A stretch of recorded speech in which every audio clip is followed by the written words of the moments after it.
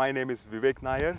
I'm doing my PhD in Nanyang Technological University, Singapore, and my company is Damascus Fortune. I'm the founder of it.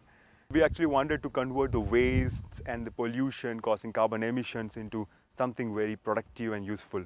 And we have converted that into carbon nanotubes by a particular using nanotechnology and a particular process called as carbon vapor deposition. Pollution problems were tremendous. I had to travel along for tuitions and stuff like that in Mumbai. Every time I go from one place to another in Mumbai, okay, and I return back to home, my head starts paining like anything. I got tremendous migraine and stuff like that just due to pollution. And always I thought, there should be some solution to it because there are many technology that is coming up, and because you're burning a fuel, you get carbon emissions. So why can't you turn it back?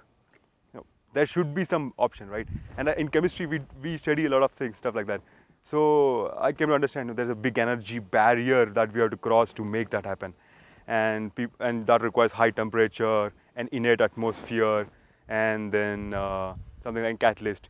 And when I was attending few conferences and when learning about nanotechnology and stuff like that, I came across a process called as carbon vapor deposition, in which you have got a big furnace, boiler, and you have to maintain a very high temperature, and then you have an inert atmosphere or an argon atmosphere maintained, and then you insert your catalyst. Catalyst is a chemical compound that you coat over a substrate and you insert into it, and you burn fuel again to produce carbon dioxide, or you pass methane gas and stuff like that, to have carbon nanotubes formed over it. Okay, now you just imagine what I said was a furnace, high temperature, and an inert atmosphere, and carbon gases. If you think this, you go to any pollution producing places in the world.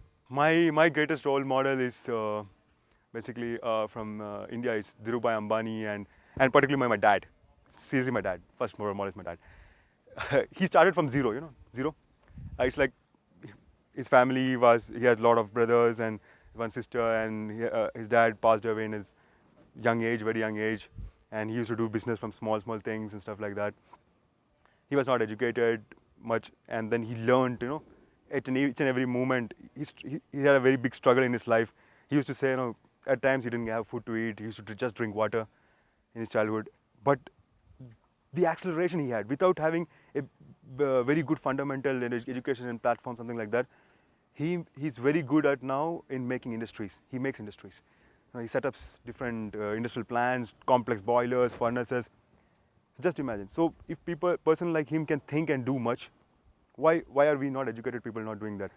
It's like you always have to think beyond the box. When you don't have opportunity, when you don't quit. That's the first thing. When you're blocked somewhere, when you don't have anything to think, you don't quit and you go forward. You have to think out of the box and do it in a much smarter way. And that's what I did. And then we did a lot of scientific projects. I had a team with me, and I always constantly used to motivate my team. And I also, by motivating them, I'm actually telling to myself, So every time I motivate them, I'm getting motivated.